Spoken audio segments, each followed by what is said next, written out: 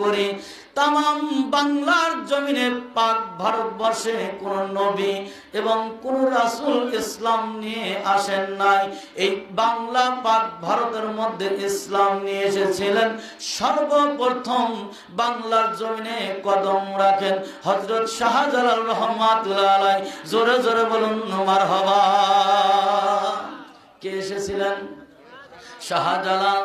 দুই একজনের না, 2 নাম্বার তাকায় দেখেন চট্টগ্রামে বাইজিদ বোস্তামি রহমাতুল্লাহ আলাইহি, বগুড়া মুহাস্তানে বলকি মাইসির রহমাতুল্লাহ আলাইহি, নওগাঁর জমিনে শাহ শরীফ জিন্দানি রহমাতুল্লাহ আলাইহি, এই যে গয়হাট্টা খাজা কুতুবউদ্দিন বাগদাদি রহমাতুল্লাহ, সাদাতপুরে শাহ মকদম ইয়ামিনী হাবিবুল্লাহ রহমাতুল্লাহ আলাইহি, রাজশাহীতে শাহদৌলা রহমাতুল্লাহ আলাইহি।